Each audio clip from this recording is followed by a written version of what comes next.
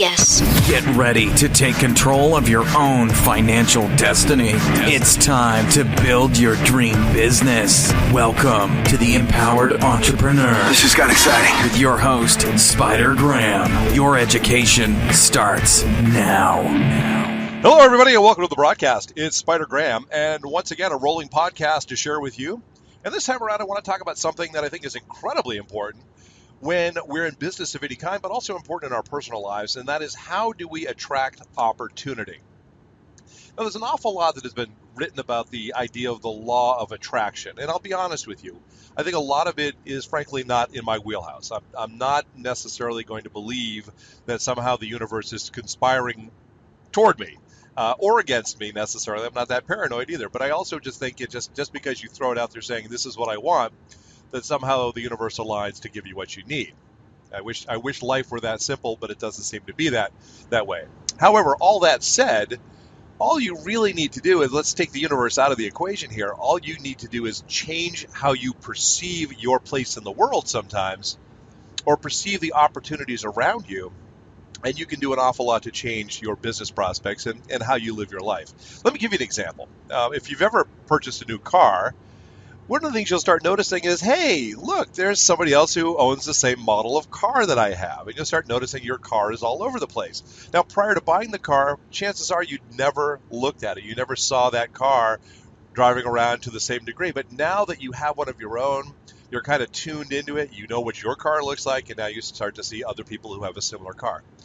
Now, it's a very simple concept, but what we're doing here is we're really tuning ourselves into the idea of possibility by changing how we perceive things. For example, there was a game that my children and I played in the car when they were younger, and that is count the pickup trucks. And so we would drive around, and it's surprising how many pickup trucks you can find if you start looking for nothing but pickup trucks. They're all over the place. But if you're not tuning into them specifically, you don't have the tendency to see them. And the same thing holds true. You can say Volkswagen Beetles, you can say, BMWs, whatever it is, you can find an awful lot of them if you tune into that specific aspect, that specific thing. And the reason I bring this up is because this is how we focus a lot of the other things that we want in our life. And by the way, we have to be specific. So if I said to you, okay, tell me a goal that you have. What is it something that you really want to accomplish? What are you trying to do with your business? What are you trying to do with your life? What fulfills you? Anything, right? You're going to have to start at least with an idea of what it is that you want. And it's interesting sometimes to talk to people and ask them questions about their goals and say, well, what is it you would like to have? And what's really kind of surprising to me still is the number of people who can't tell you what they want out of their life. They've never really gone for a deep dive, or even if they have, they almost never want to voice it because they're terrified that if they bring it up, then somehow they're doomed to failure and they're never going to get it. So the challenge they run into is that because they don't define anything specific in their life, then they never tune into it. They never get a chance to see it happen. And so by being able to at least have an understanding of what it is you're trying to do in your business, in your life, etc., gives you an opportunity to say, okay, this is what I want. Now, it's an important exercise at some point to sit down and say, what does future success look like? What am I doing here? If I said, hey, I want to start a business, what is the business about? Who are you serving? How much money are you trying to make? What does it look like? If you can envision all that, if you can get an idea in your own mind as to what this looks like, what success looks like, then you can start to steer toward it. So that's a really good place to start. And we've talked about setting goals in this broadcast. And so we don't necessarily need to go down that path again.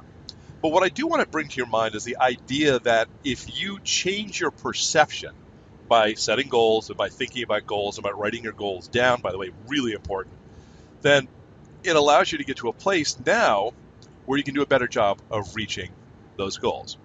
So let me give you another example, because I think try to drive this home, the idea of finding opportunity. What does that mean? Well, when you have a business, one of the things you really need to be able to do on a regular basis is promote yourself. And it's a challenge sometimes, especially for those of us who grew up in an environment where the idea of talking about yourself and bragging about yourself just felt like narcissism, and aren't you a bore? Nobody wants to hear about you, Mr. Smarty Pants, I have a business. Or Miss Smarty Pants, whatever it is.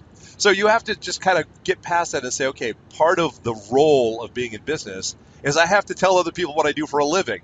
Otherwise, I don't have to do it for a living very long. And so by going out there and explaining to people what you do, when people say, so what do you do? having some sort of not an elevator pitch per se, but at least a quick, well thought out, let me tell you what I do for a living. Because you never know when opportunity is on the other side of a conversation like that. Now, in a quick example in my life, I sat down with a friend of mine we went to high school and college together. So probably the only person I think I actually went to both places. We lost touch over the years. He was traveling around the world. Nice guy, really liked him. Had a chance to catch up recently after many years of not seeing one another, and had lunch. And we had a fantastic time. And so just a good opportunity to catch up, but also get a sense of where our lives have been. What have you been doing? What have I been doing? Because when you talk about what you've been doing for the last 20 years, there's usually a fair amount of ground to cover. Well, it turns out that he works in venture capital. Now, turns out I work as a small business person, but I don't necessarily want venture capital.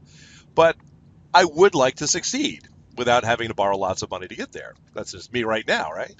So I'm not saying, hey, by the way, can you do something about, securing some financing for me? What I am saying is, this is what I'm doing. And he's like, you know what? You need to talk to so-and-so because he does something similar to what you're doing. So now what's starting to happen is he, as a problem solver, is putting pieces together saying, hey, you know what? What you're telling me really resonates with what these other friends that I have are doing. You should talk to them. Now I can say, well, yeah, but they do that, I do this. They're West Coast, I'm East Coast. How can we make this happen? Whatever. But instead, you say, you know what? You're absolutely right. What do I have to lose? So it gives me a few names of the people I need to talk to, and I do a little research and I find out where they're from and I get phone numbers. I have to do a little bit of digging here. He's not going to spoon feed me everything I need. And I call up and I say, hey, by the way, this is kind of crazy, but a mutual friend of ours said I should give you a call. And I wanted to just touch base, introduce myself, and see what's going on. Well, next thing you know, we're on a conference call. They've got a business that's similar to mine, but there's always this great cross-pollination opportunity. And we just talked for about 45 minutes and really, really liked one another. And so an opportunity to do something in the future has come out of this. Now, it hasn't fully formed yet, but you don't necessarily have to, have a meeting for 45 minutes and start a new company. But what I was able to do, without a lot of effort, frankly, is find new opportunity by, in essence, talking about myself, being receptive to information, and then doing something about it. Now, this goes back to the whole concept of how we make things happen in our lives anyway. And by the way, I'm a big fan of thinking positively. I'm a positive person. I like being a positive person. I don't like to spend a lot of time feeling negative. I don't like to spend any time being angry if I can help it. So I'm perfectly happy thinking positively, but I'm also a realist. And positive thinking isn't all about, well, if I just sit here and I think positive, happy thoughts, my life will get better. No, unfortunately, as nice as that sounds, it doesn't happen that way. And it doesn't happen if I think about what I want in the universe, and I will attract it to me while I sit here watching television. That's not going to happen either.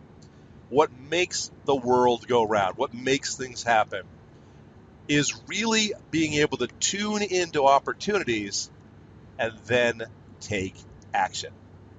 Without action, nothing happens. One of my favorite phrases in the entire world is a Japanese saying that goes, vision without action is a daydream. Action without vision is a nightmare. Things go together. Dream big, dream hard, think about all these things. But once you get to the dream, then you have to start thinking about, okay, how do I make this dream happen? What is it I need to do? How do I need to align myself with the universe, with a higher power, with my friends, whatever it is that you think you need to do? How do you do it? What do you do next? Like I said, you can't be passive here. You need to be able to come back away from it and look at it as objectively as possible and say, okay, if I want this to happen, where does that happen? I often say to my students, if you want to go fishing where the fish are. Because if you end up going fishing just anywhere, you're probably not going to catch anything. So you need to think about where the fish are. Well, with business opportunities, the same thing holds true. If you want to go out there and have something happen, then you need to think about where it can happen, how it can happen, who can help you make it happen. And that's where action takes place. So it's not just a matter of going out and doing anything, okay? That's better than certainly doing nothing, but it's a matter of going out and doing something that will steer you toward the possible goals that you're setting up for yourself, right? So it's a really simple concept for the law of attraction. Know what you want, and then do something to attain that. Now, by the way, when we talk about action, let's go to another good saying, and that is, the journey of 1,000 miles begins with a single step. You are not going to build your success in a single day or overnight or even in a week, okay? As much as you might think that'd be awesome to roll out your new website and suddenly you're rolling in cash, yeah, that is a dream. It's a nice dream, but it's one that's not going to happen as quickly as you want, which is fine. If every single day you do one thing toward the attainment of that goal, and you keep that goal fixed in your mind, and you know what it is that you want more than anything, and you think about it a lot, and every single day you do at least one small thing heading in that direction, then it's a slam dunk. Okay? It's not always going to go simple, and it's not always going to go in a straight line, but you're making constant progress in the right direction, and that's what's the most important. So remember that. Think about what you want. Think about where it might be, and then tune into possibilities. It's amazing what you can see around you when you suddenly change your perspective. When you suddenly start saying, hey, wait a second, I bet this guy over here would really be the kind of person I should talk to about my products and services. That's the kind of person that I need to talk to make a living. And by the way, he's a friends with my friend, so I can ask my friend to introduce me to this guy, and maybe we can get a conversation going. That's the kind of thing that happens. It's a chain of events often that gets us from where we are to where we want to be. All right, not to beat this one to death, just wanted to share that quick thought with you. Anyway, great spending time with you as always. Thank you for your time and attention. And by the way, come visit us, spidergram.com. We're building a good community of digital marketers and business people and entrepreneurs and people who are trying to make a difference in their lives and in the world. We would love to have you join the conversation. This is Spider Graham. Thanks again, and I'll talk to you really soon. For more free resources and advice for entrepreneurs, visit spidergram.com and become a subscriber today.